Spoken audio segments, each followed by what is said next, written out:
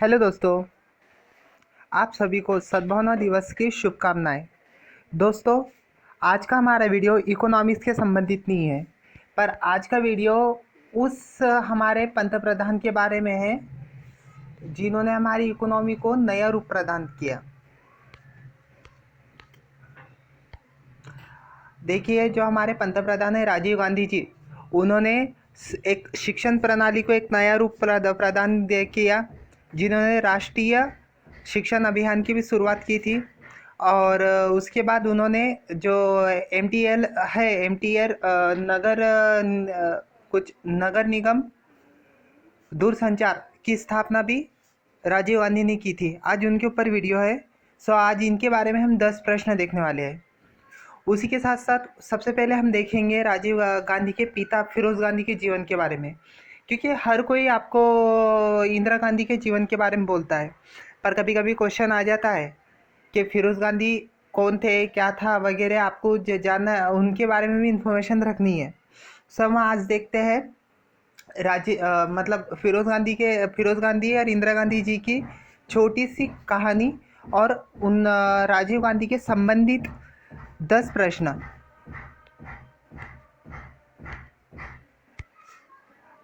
देखिए, फिरोज गांधी के बारे में हम देखते हैं। फिरोज गांधी का जन्म फिरोज गांधी जी का जन्म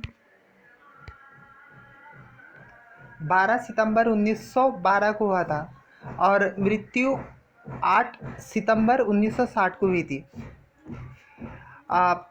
ये एक राजनेता व पत्रकार थे। वे लोकसभा के सदस्य भी रहे। सन 1942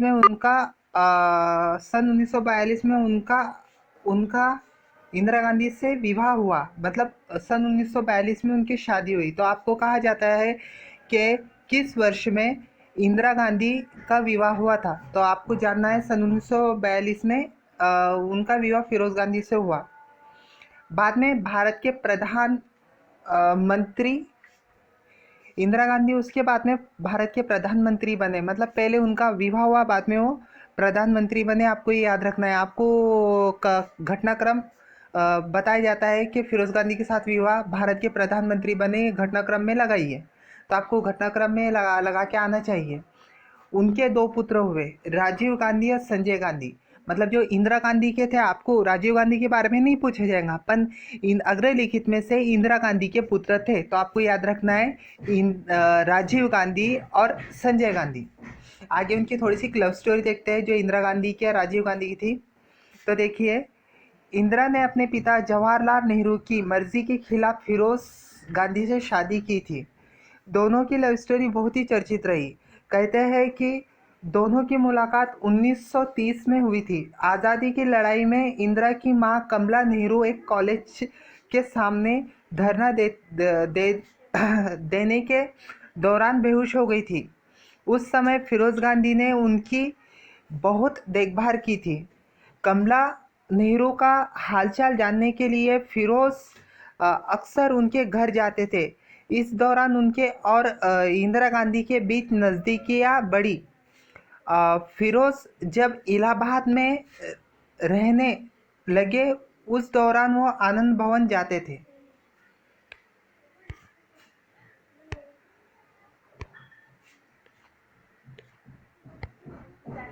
फिरोज से इंदिरा की शादी 1942 में हुई थी, लेकिन जवाहरलाल नेहरू इस शादी के खिलाफ थे। हालांकि महात्मा गांधी के हस्तक्षेप के बाद दोनों की शादी इलाहाबाद में हुई थी। भारत छोड़ो आंदोलन के दौरान इंदिरा और फिरोज साथ में जेल गए थे। देखिए, भारत छोड़ो आंदोलन के दौरान वो दोनों साथ जेल गए थे। हालांकि शादी के बाद दोनों के बीच लड़ाइयाँ हुई। मतलब शादी के बाद जो लड़ाइयाँ होती है, नॉर्मली वो लड़ाइयाँ हुई, फिर उसके बाद थोड़ी लड़ाई बढ़ गई थी। 1949 में इंदिरा दोनों बच्चों राजीव और संजय के साथ अपना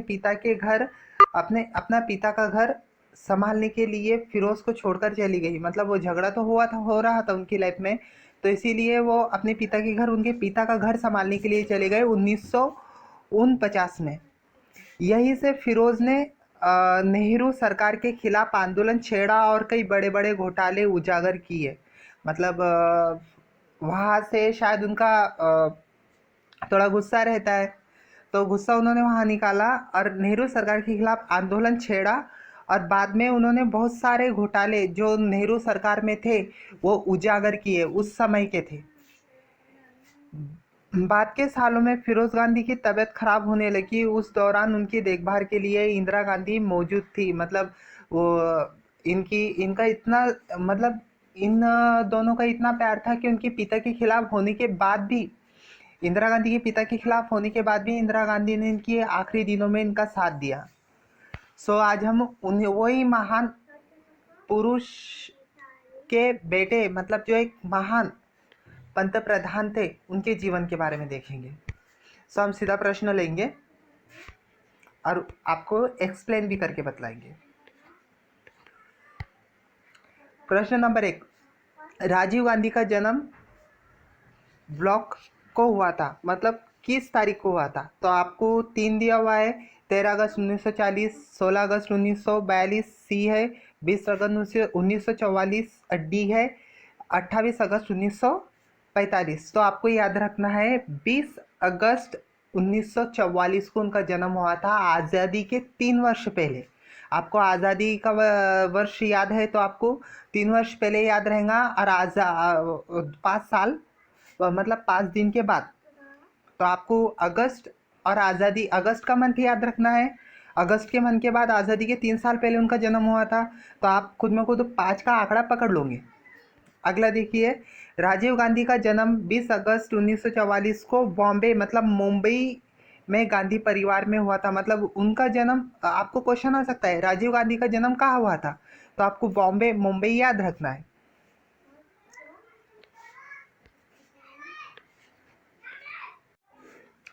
प्रश्न नंबर 2, उस घर का नाम क्या है जहां राजीव गांधी ने अपनी शुरुआती बचपन के दिन बिताए? तो देखिए यहाँ ऑप्शन दिया हुआ है। पहला ए है तीन मूर्ति हाउस, बी है सरन हाउस, टी है मूर्ति मुरली हाउस, और डी है संवेदना सवाधन हाउस। तो देखिए आपको याद रखना है तीन मूर्ति हाउस, 3 से आपको याद रखना है तीन मूर्ति हाउस। तो तीन मूर्ति हाउस में उन्होंने अपना शुरुआती बचपन बिताया था। देखिए यहाँ इसकी व्याख्या दी हुई है, राजीव गांधी ने अपना बचपन तीन मूर्ति हाउस में अपने दादा के साथ बिताया था, जहां श्रीमती इंदिरा गांधी ने प्रधानमंत्री की परिचारिका के रूप में कार्य किया। मतलब प्रधानमंत्री परिचारिका के रूप में वहां कार्य किया था तीन मूर्ति हाउस में।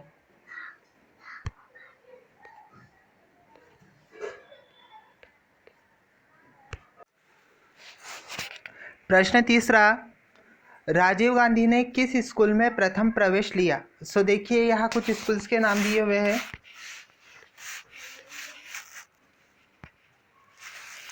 प्रथम है इलाटन धून स्कूल, द्वितीय है वेलहम प्रेप, तृतीय मतलब सी है रोज मेरी स्कूल, एंड डी उपरोक्त में से कोई भी नहीं।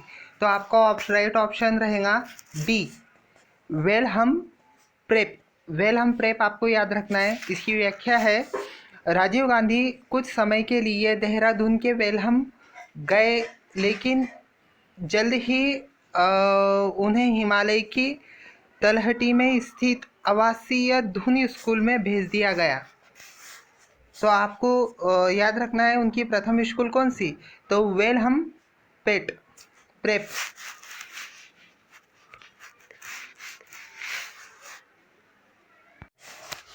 प्रश्न नंबर 4, राजीव गांधी ने किस वर्ष में सोनिया गांधी से शादी की थी?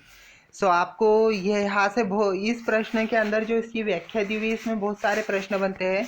तो देखिए राजीव गांधी ने किस वर्ष शादी की थी, तो इसका आंसर है आंसर सी 1968 में शादी की थी। 1968 में सोनिया गांधी से उन्होंने शादी की थी। सो देखिए, सो यहाँ इसकी व्याख्या है, राजीव गांधी की मुलाकात एडविज एंटोनिया अल्बेनिया मैनो सोनिया गांधी एक इतालवी से कैम्ब्रिज में हुई थी। उन दोनों की मुलाकात कैम्ब्रिज में हुई थी। उनकी शादी 1948 में नई दिल्ली में हुई थी। तो आपको कोई एक क्वेश्चन बन सकता है कि सोनिया गांधी और राजीव गांधी की शादी कहाँ हुई थी? तो नई दिल्ली में हुई थी। कब हुई थी? 1948 में। कहा जाता है कि सोनिया गांधी का पूरा नाम क्या है? तो आपको पूरा नाम याद रखना है, एडविज एंटोनिया अल्बीना मैनो। या तो आपको शॉर्ट नेम भी पूछा जाता है कि अग्रलिखित में सोनिया गांधी का नाम है, तो आपको अंटोनिया मैनो करके भी नाम आ सकता है, तो आपको उस पर क्लिक करना है। सो यहाँ बहुत सारे क्वेश्चन बनते हैं, आपको ये आपके माइंड में ये क्वेश्चन भर के लेना है, इसकी व्याख्या भर के रख लेनी है।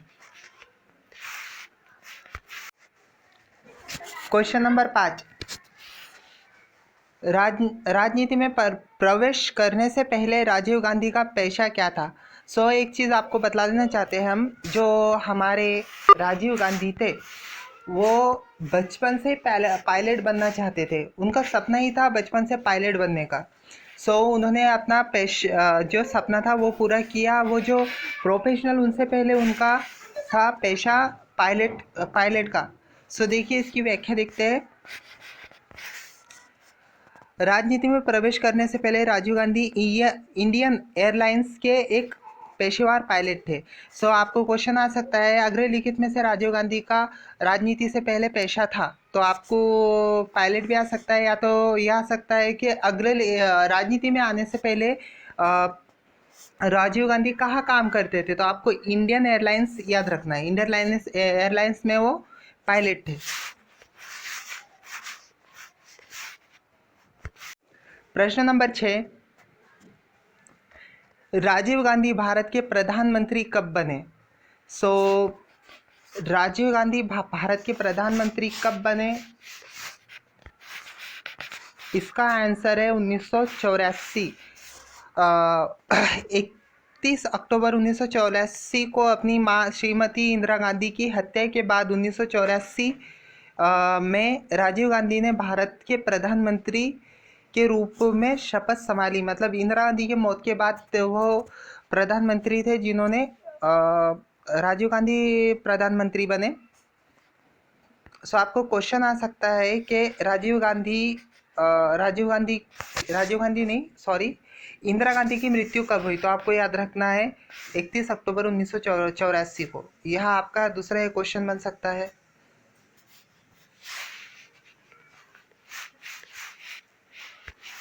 प्रश्न नंबर 7, राजीव गांधी ने राष्ट्रीय शिक्षा नीति की घोषणा कब की?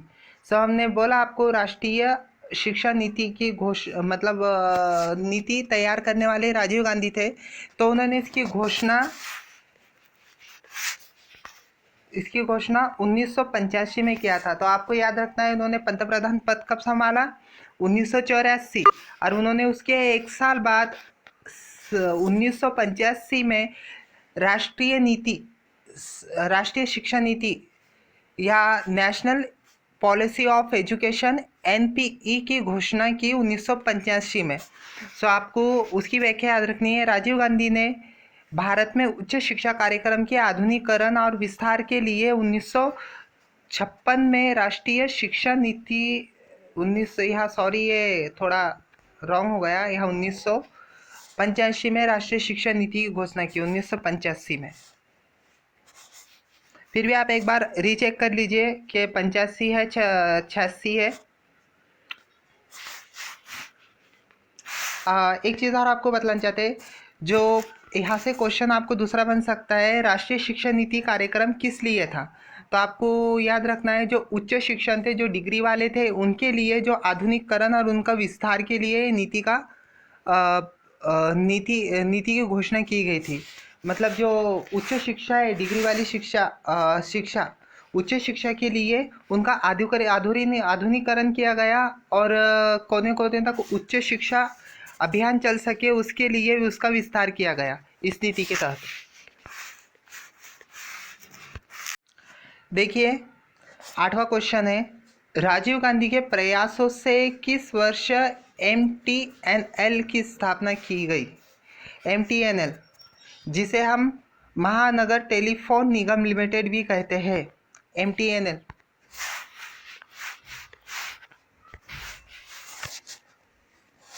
देखिए जो MTNL की स्थापना 1986 में की गई थी। आपको याद रखना है, राजीव गांधी प्रधानमंत्री बने 1984। उसके एक साल बाद शिक्षा नीति की शुरुआत कर दी गई, उन्होंने की थी उन्होंने।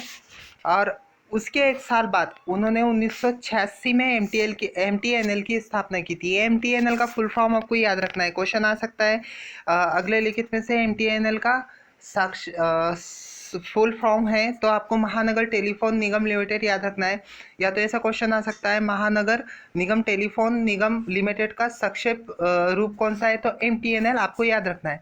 MTNL की स्थापना 1986 में की गई थी। किसके हाथों की गई थी? राजीव गांधी के हाथों। या तो क्वेश्चन आ सकता है कि MTNL की स्थापना किसके प्रयासों से की गई थी, तो राजीव गांधी के प्रयासों से की गई थी। MTNL का उद्देश्य क्या था, तो उसका उद्देश्य था सूचना प्रौद्योगिकी प्रौद्योगिकी और दूरसंचार क्षेत्रों में क्रांति लाना। मतलब जो दूरसंचार क्षेत्र है, जो सूचना प्राप्ति के लिए होते हैं, उस क्षेत्र में क्रांति लाने के लिए इसी MTNL की स्थापना की गई थी।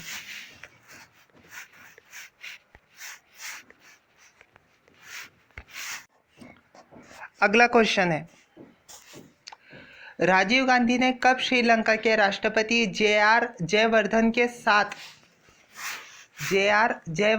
साथ भारत श्रीलंका शांति समझौता पर हस्ताक्षर किए थे? भारत श्रीलंका शांति समझौते पर हस्ताक्षर किए थे। तो इसका सही आंसर है बी, 29 जुलाई 1987। आपको कालखंड याद हो रहा होगा। पहले उन्होंने राष्ट्रपति पद संभाला, दूसरा शिक्षा नीति की घोषणा की, तीसरी उन्होंने तीसरा उन्होंने MTNL की स्थापना की, और चौथा उन्होंने भारत श्रीलंका करार किया।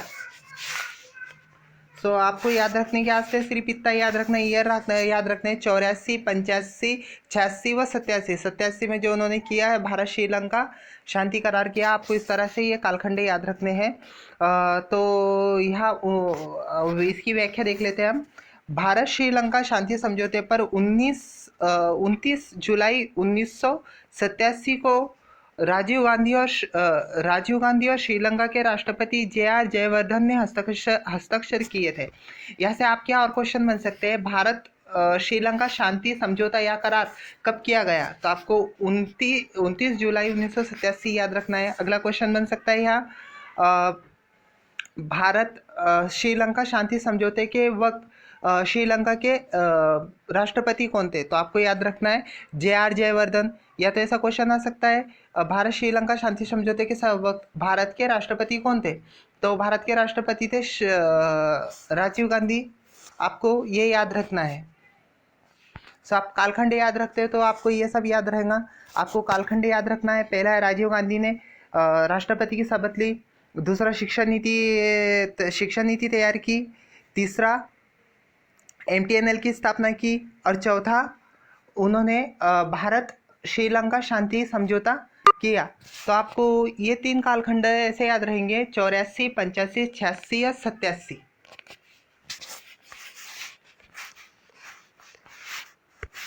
लास्ट क्वेश्चन है,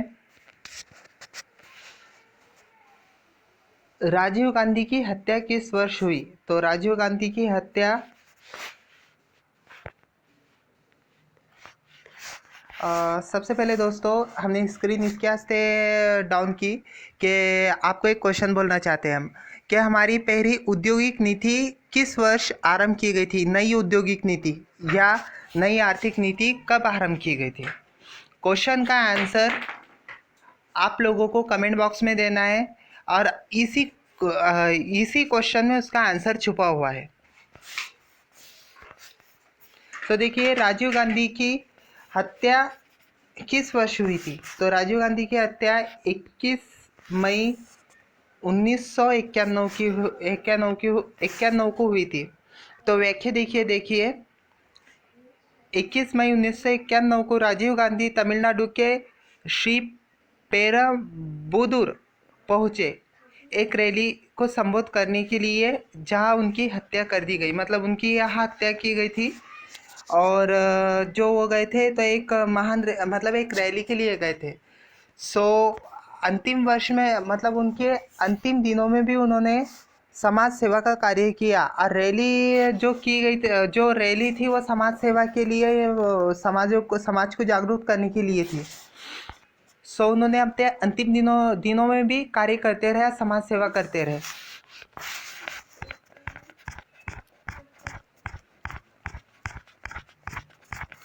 जो राजीव गांधी थे वो हर किसी को सद्भावना जागृति करने के वास्ते कहते रहते थे कि हर व्यक्ति में सद्भावना होना चाहिए, एक दूसरे की मदद करने की, एक दूसरे की सहायता करने की इच्छा होनी चाहिए।